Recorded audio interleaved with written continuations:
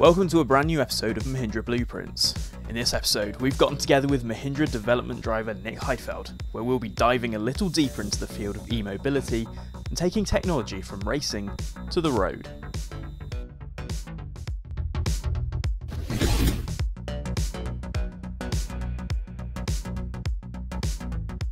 In Formula E, it's obviously very important to manage your energy because you cannot go flat out all the way. We have a lot more systems both in the car, but also a lot more simulations done beforehand.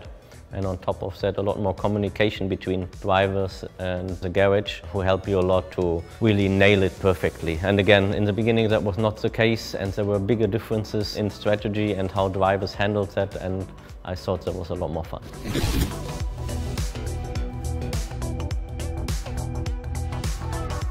In Formula E, you need to act and react so quickly.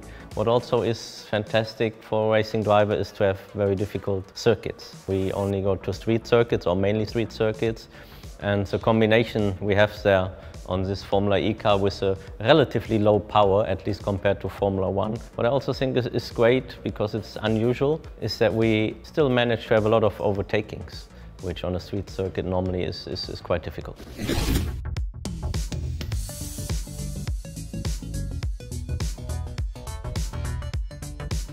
In racing, we do something that is called lift and coast, which means that usually at the end of a long straight, you come off throttle relatively early and just let the car roll.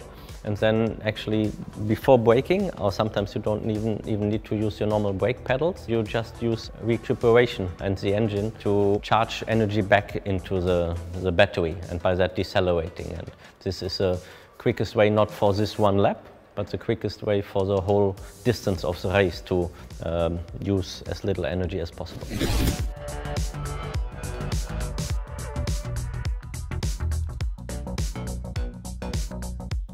I mean, there's no room for error, and you need to be able to do some fine adjustments, ideally, but this is not the case if you don't have power steering. But we don't have massive amounts of downforce. As you can probably see, we don't have slicks either, so it's a good combination, but it's something you have to learn again.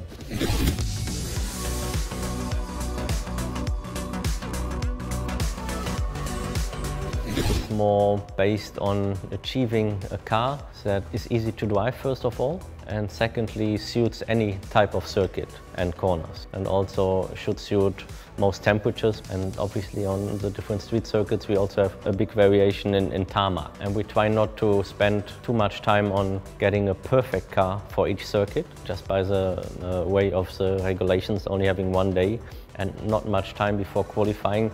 You would not be able to achieve that.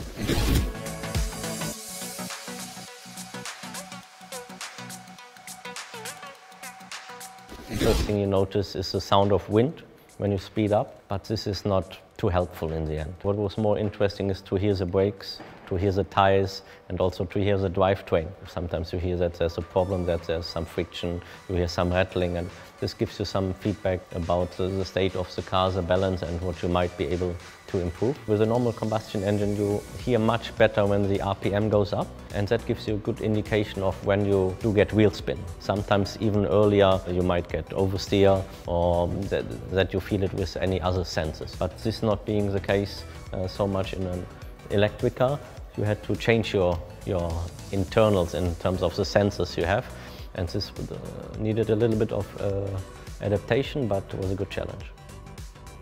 Thanks for watching, and for more insights on how Mahindra transfers its technology from race to road, stay tuned for the next episode of Mahindra Blueprints, where we'll be diving deeper under the skin of a top-level electric hypercar.